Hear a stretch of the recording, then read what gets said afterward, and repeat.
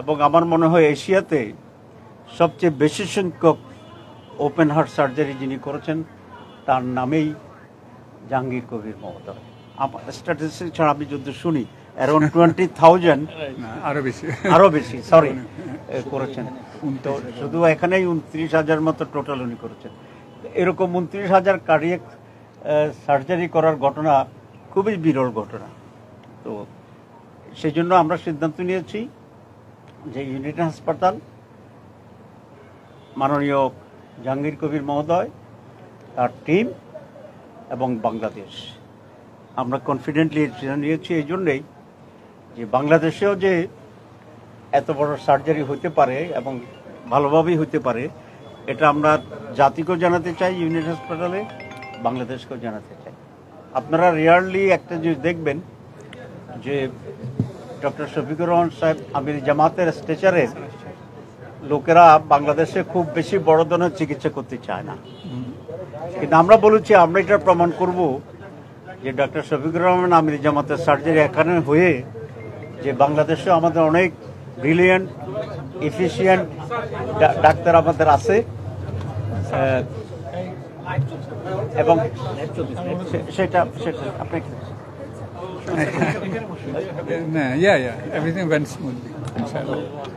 জি আমি এই হসপিটালের মাননীয় চেয়ারম্যান মহোদয়কে ওয়েলকাম করতেছি। ওনারা ফ্রম দি ভেরি বিগিনিং এত বেশি কেয়ারফুল ছিলেন, এত এনাফ সার্ভিস দিচ্ছেন, আমরা আমাদের দলের পক্ষ থেকে গ্রেটফুল এবং ন্যাশনের পক্ষ থেকে আমরা ওনার প্রতি কৃতজ্ঞতা জানাচ্ছি।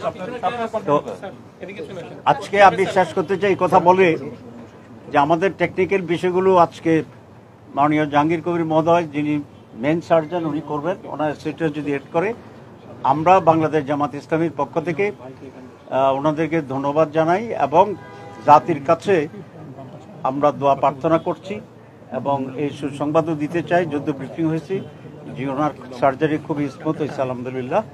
আমরা দেশবাসী এবং সারা দুনিয়ায় যারা আছেন শুভাকাঙ্ক্ষী তাদের কাছে দোয়া প্রার্থনা করছি যাতে উনি অল্প সময়ের ভিতরে পূর্ণ সুস্থতা অর্জন করেন এবং হসপিটাল থেকে বাসায় যেতে পারেন। আমি এই দোয়া চেয়ে জামাত ইসলামের পক্ষ থেকে সংশ্লিষ্ট সবাইকে ধন্যবাদ জানিয়ে বক্তব্য এখানে শেষ করছি। বাকিটা আমি আজকের প্রধান সার্জন যিনি আছেন জাহাঙ্গীর কবির মহোদয়, ওনাকে রেফার করছি, উনি ওনার টেকনিক্যাল জিনিসটা এখন আমাদের সঙ্গে বলবেন। ও আচ্ছা, না থ্যাংক ইউ। আসলে আজকে উপস্থিত জামাত ইসলামের শীর্ষ নেতৃবৃন্দ, চেয়ারম্যান ইউনাইটেড হসপিটাল, সাংবাদিকবৃন্দ এবং আমার কলিগ ডক্টর শফিকুর রহমান সাহেব, অনেক বছর আগে ওনার সাথে দেখা হয়েছিল, আমার মনে 2003 বা 2004 আমি হার্ট সার্জারিতে ওসমানী মেডিকেল কলেজ সিলেটে একটা বক্তৃতা দিয়েছিলাম, উনি আমাকে জড়ায় ধরছিলেন। এটা উনার মনে আছে যে আমি আপনার সাথে অডিটোরিয়ামে দেখা হয়েছিল। তখন ফরেন অর্থমন্ত্রী ছিলেন সাইফুর রহমান। তো যাই হোক, অনেক লম্বা গল্প, অনেক ফিনান্স মিনিস্টার, এবং তারপরে বহু অকেশনে দেখা হয়েছে। হঠাৎ করে শুনলাম যে টেলিভিশনে যে উনি বক্তৃতা দিতে গিয়ে পড়ে গিয়েছিলেন। তো তখনই আমার পাশে যে ছিলেন আমি বলছি ইসিজি করা উচিত। তো কেউ জানি ব্লাড প্রেশার দেখতেছিলেন, সব দেওয়ার টেকিং কেয়ার। এনিওয়ে, আমার যেটা মেইন উদ্দেশ্য বলার বা এখানে আপনাদের সামনে আসার, যে ডাক্তার শফিকুর রহমানের সাহেবের মতন একজন ব্যক্তি, রাজনৈতিক পরিচয়, ডাক্তার এবং সমাজসেবী এক ভদ্রলোক, যিনি যাকে ডাক্তার সমাজ খুব ভালোভাবে চেনে, উনি যে ইউনাইটেড হসপিটালে অপারেশন করছেন এটা কিন্তু খুব বড় কথা না। উনি যে ডাক্তার জাহাঙ্গীরের কাছে অপারেশন করছে এটাও কিন্তু তেমন বড় কথা না। সবচেয়ে বড় কথা যে উনি বাংলাদেশে অপারেশন করছেন, that is the main thing. এই কনফিডেন্সটা উনি আমাদের উপরে পেয়েছেন, এইটা হলো সবচেয়ে বড় জিনিস। যে উনি চিন্তা করছেন যে আমি বাংলাদেশের ডাক্তারের কাছে করব। দেখবেন যে অনেক বড় বড় লোক, আমাদের পার্শ্ববর্তী প্রেসিডেন্ট হয়েছেন, দেশেই অপারেশন করে, এবং দেশে অপারেশন করাতে কি হয়, বাংলাদেশের মানুষের ভিতরে বা সেই দেশের মানুষের ভিতরে জাগ্রত সৃষ্টি হয়, এবং এইটা ডাক্তার সমাজকে অনেক প্রভাবিত করে, অনেক ইনভলভ করে।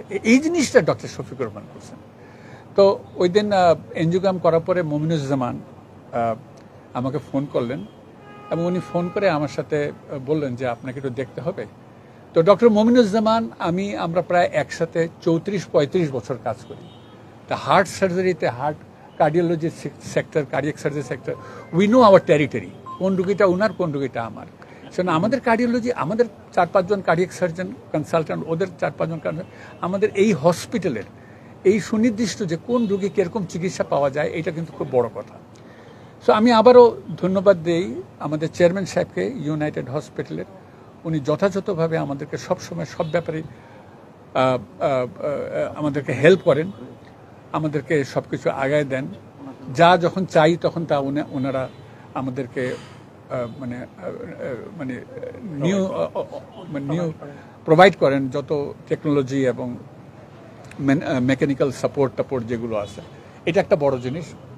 তবে সর্বোপরি আমি মনে করি যে, আমি বিশ্বাস করি যে এই কনফিডেন্সটা যদি বাংলাদেশে আমরা ডাক্তারদের তরফ থেকে জনগণকে দিতে পারি, কথাটা যেটা অনেক আগেই বলি, আমি সবসময় এখনও বলি একই কথা, যে বাংলাদেশের মানুষ বাংলাদেশের ডাক্তারকে দিয়ে একটা রিজনেবল প্রাইসে, রিজনেবল পাশে সুষ্ঠু চিকিৎসা হোক, এবং at the end of the day ওরা যেন মনে করে, ওরা যেন তাদের নাগরিকত্ব নিয়ে গর্ববোধ করে, ওরা যেন বাংলাদেশে আমরা নাগরিক এইটা নিয়ে তারা গর্ববোধ করে যে আমরা নাগরিক, আমরা একটা অল্প পয়সায় বা সুনির্দিষ্ট পয়সায় একটা সুষ্ঠু চিকিৎসায় আমরা সেরে উঠছি।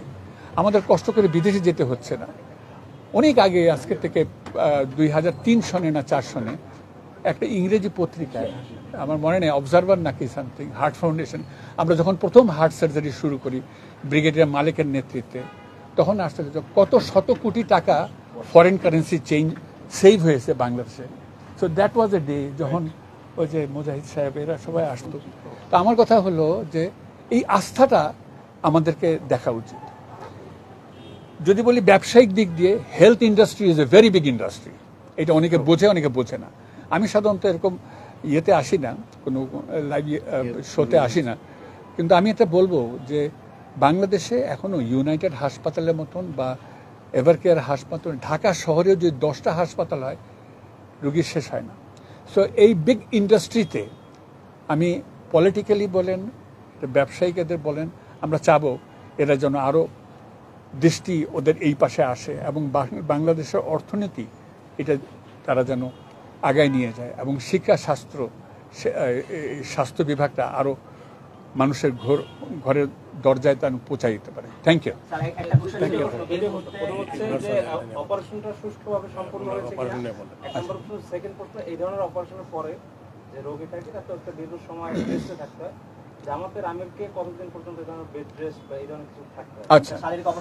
আচ্ছা, এখন বলি।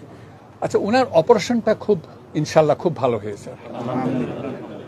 1, 2 নম্বর হলো আমরা ওনাকে একটু ভিন্ন রকম যতটা ভালো পারছি, যেটা সবচাইতে রিসেন্ট টেকনোলজিক্যাল অ্যাডভান্সমেন্ট, 2টা ধমনী দিয়ে অপারেশন করা, লিমা এটা দিয়ে অপারেশন করতে পারছি।